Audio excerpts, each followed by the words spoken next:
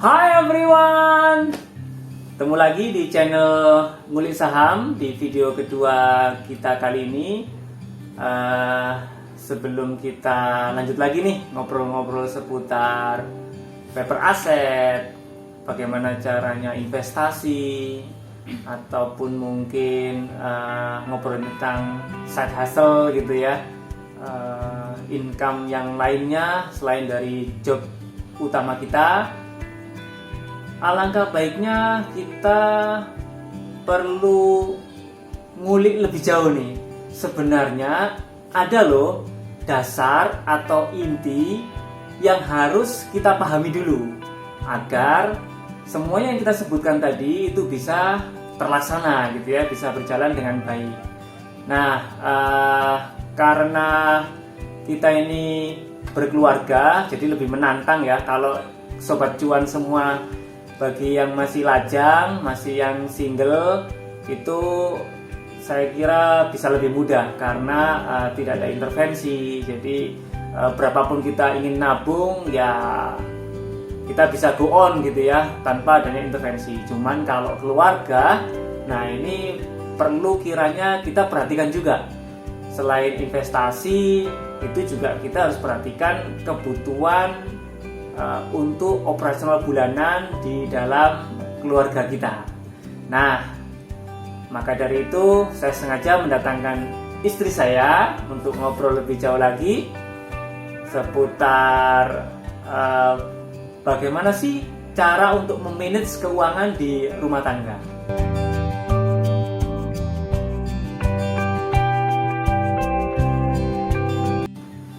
Oke, gimana Bu? Ibu menjadi seorang manajer keuangan rumah nih.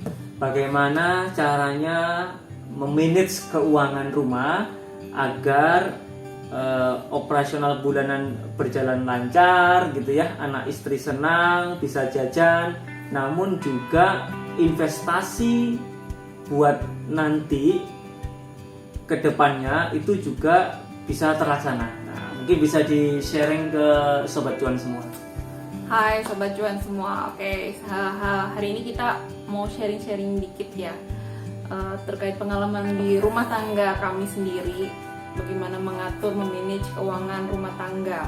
Nah, saya dalam mengatur keuangan rumah tangga itu sejujurnya terinspirasi dalam satu rumus yang saya pelajari dulu di makroekonomi. Itu ada namanya rumus tolong dikoreksi kalau ada salah ya, itu income sama dengan consumption plus saving plus investment. Oke. Nah, di situ saya coba implementasikan nih secara simpelnya di keuangan rumah tangga saya. Jadi saya beranggapan bahwa keuangan yang sehat dalam rumah tangga itu berarti 3 komponen itu harus terpenuhi.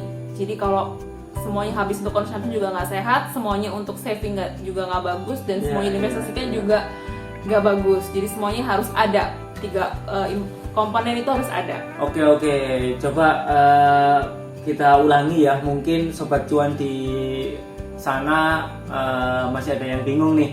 Jadi income itu kan pendapatan yang kita terima bulanan, sama dengan consumption untuk operasional kehidupan sehari-hari gitu ya, bulanannya, ditambah saving, ditambah investment. Nah, sebelum lebih jauh, ini kok ada saving, ada investment ya? Ini bedanya apa ya dari dua poin ini ya? Kalau saya mengimplementasikan saving dan investment dalam rumah tangga, kalau saving itu lebih untuk ke dana darurat atau ke short term yang bisa sewaktu-waktu kita cairkan, sewaktu-waktu kita butuh dana, kita butuh duit, itu bisa dicairkan. Jadi sesuatu simpanan yang liquid sifatnya. Jadi sewaktu-waktu kita, apalagi kita anak rantau ya, butuh uang untuk mudik, itu ada. Kalau misalkan harus beli sesuatu yang memang urgent, butuh, itu ada. Oke. Itu saving. Itu saving. Ya. Oke. Kalau investment mungkin boleh jadi akan kurang susah ini ya. Kan, karena biasanya investment kan antara mid term sampai long term gitu kan. Oke. Baik, sobat cuan, mungkin kita coba detailkan di sini ya. Saving di sini mungkin sebagai alternatif kita bisa menggunakan reksadana pasar uang. Nah, seperti penjelasan di video pertama kita gitu. Artinya return yang kita terima itu relatif stabil gitu ya. Up to 6% setahun, artinya masih bisa mengalahkan deposito bank lah gitu. Dan juga sangat liquidnya ini yang kita cari gitu ya. Karena konsepnya saving adalah untuk dana darurat. Nah, sedangkan investment ini lebih ke arah mungkin real asset. Kita beli tanah kemudian kita diamkan sampai sekian tahun, bisa tujuannya juga itu, berbeda gitu kan ya. kalau Nah, investasi kan lebih betul, untuk mid term dan long term. Ya.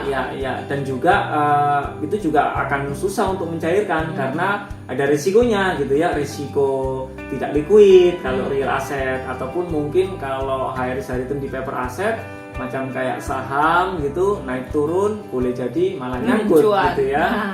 Boleh jadi malah harganya turun gitu. Iya. Oke. Bisa lanjut lagi penjelasan terkait consumption tadi nih. Nah, kalau Consumption seperti apa memanage-nya gitu, Bu?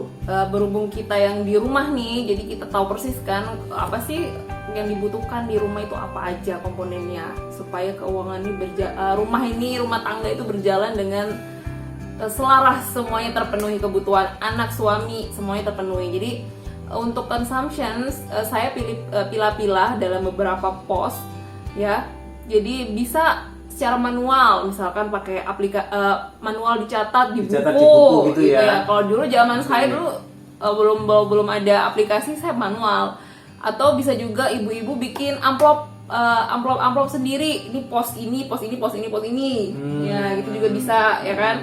Jadi budgeting ini tentukan di depan. Jangan tiba-tiba uang habis entah kemana, tapi ini tiba-tiba habis. Kok ini masih kurang. Nah, itu berarti kurang terencana. Tapi ketika kita sudah kita kan tahu ya berapa pengeluaran berdasarkan pengalaman sebelumnya, kan kita bisa forecast nih berapa pengeluaran dalam 1 bulan untuk pos apa aja. Nah, itu kita bikin semacam pos-pos. Ada tentunya kayak uang makan. Jadi uang makan yang proporsional supaya gizi anak sama suami itu tetap baik. Gimana sih yang nggak berlebihan tapi juga nggak yang sampai ngirit banget sampai kurang gizi, juga nggak kayak gitu. Okay. Dan ada namanya pos buat jajan. Nah, pos buat jajan ini biasanya privilege untuk para ibu rumah tangga kayak saya ini, supaya nggak stres, supaya tetap waras. Kita pakai privilege, nggak cuman karyawan aja ya Pak ya yang butuh hari libur nih, ibu rumah tangga juga pengen lah off sekali-kali di dapur. Biasanya saya pakai privilege buat jajan itu di weekend. Jadi weekend saya off masak, jajan aja lah, beli aja di luar gitu kan. Kalau sekarang pandemi mungkin ya take away aja lah gitu kan. Terus ada pos buat anak-anak ya, jadi kalau yang masih punya baby bisa mungkin pos untuk keperluan bayi, diapersnya, kemudian peralatan mandinya bla bla bla. Kemudian ada kalau buat anak sekolah juga bisa buat keperluan sekolahnya. Ada juga pos obat. Nah, apalagi kayak musim pandemi gini penting banget kita punya pos obat. Jadi sewaktu-waktu anak sakit itu ada nih posnya buat beli obat, atau buat kalau misalkan sehat ya beli vitamin misalkan, atau buat daya tahan tubuh gitu kan. Penting ya. Kalau biasanya nggak dibajetin suka waduh uang mana nih yang dipakai gitu kan. Gitu juga ada namanya pos buat belanja bulanan, misalkan groceries, belanja kayak sabun, sabun cuci, dan lain-lain, itu kan juga perlu dibudgetkan.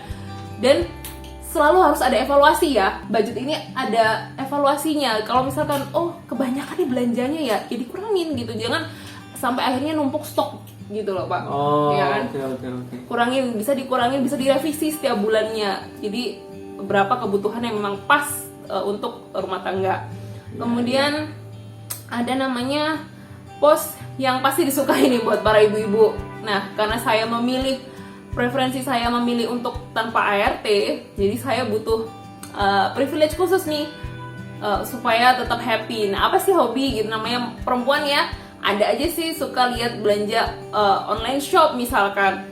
Apalagi musim pandemi gini kan, buka-buka marketplace gitu, ada aja barang perintilan yang lucu, dan itu lihat aja perempuan tuh udah seneng ya apalagi beli gitu kan. Kadang ya itu tadi kadang yang dibeli itu juga bukan buat diri sendiri tapi buat anak gitu kan. Itu ada budget belanja di sini bukan belanja bulan, bukan belanja kebutuhan rumah tangga ya, belanja entah itu buat misalkan kesenangan anak atau sama istri lah kasarnya. Dan itu, tapi itu juga sesuaikan dengan kondisi keuangan rumah tangga. Jadi kalau memang ada uang lebih dan memang semuanya sudah tercukupi, bolehlah itu ada pos itu untuk kesenangan. Tapi kalau memang lagi butuh duit untuk yang lain lebih penting, ya dipakai dulu untuk yang lain. Ya mungkin itu kali ya Pak ya. Oke. Baik Sobat Cuan semua, jadi saya kira penjelasannya cukup clear ya. Memang konsep income sama dengan consumption ditambah saving ditambah invest ini mungkin minoritas sekali ya yang menggunakan konsep tersebut, karena dari Sobat Cuan semua boleh jadi income sama dengan consumption gitu, atau mungkin yang lebih parah lagi besar pasak daripada tiang gitu. Artinya income-nya berapa, konsumsinya berapa gitu. Buru-buru mau ngomongin saving plus invest gitu ya. Untuk mencukupi konsumsinya aja itu masih kurang. Nah, saya kira ini juga harus bisa di manage lebih bagus lagi harapannya. Kebutuhan untuk operasional bulanan itu tetap bisa berjalan dengan baik, kemudian semua happy lah ya, anak istri senang gitu, kemudian kebutuhan tercukupi, namun investasi dan juga saving nabung kita itu juga tetap bisa berjalan dengan baik seperti itu. Ya kalau boleh nambahin dikit nih, intinya kunci dari controlling fungsi budgeting ini gak akan berhasil tanpa disiplin. Jadi tetap yang pertama adalah komunikasi dengan pasangan. Jadi gimana nih, setuju atau enggak, mana yang perlu dikurangi ditambahkan. Yang kedua ya disiplin. Jadi kalau ternyata budget jajanku ini tinggal segini, ya udah cukup, nggak cukup ya itu berarti kita udah nggak boleh jajan lagi nih.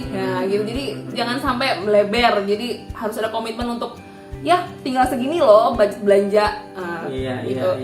Jadi memang benar-benar harus disiplin dan juga komitmen. Gitu ya, benar-benar harus, ya sudah kesepakatan memang sudah terbudgeting, ya itulah yang kemudian itu kita sepakati. Budget. Jadi kita tahu pos jajan ini udah nggak ada nih, ya udah nggak boleh jajan gitu. Biarpun mungkin akhir bulan gitu ya, itu masih sekian hari lagi gitu ya, sudah kita diem gitu istilahnya.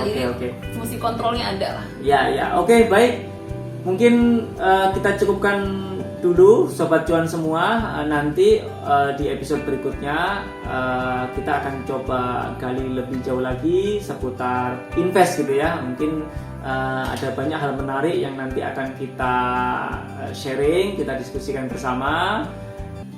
Jangan lupa subscribe dan juga bunyikan loncengnya agar Sobat Cuan semua tidak ketinggalan di episode ngulik saham berikutnya. Terima kasih, kurang lebihnya mohon maaf. Wassalamualaikum warahmatullahi wabarakatuh. Dadah.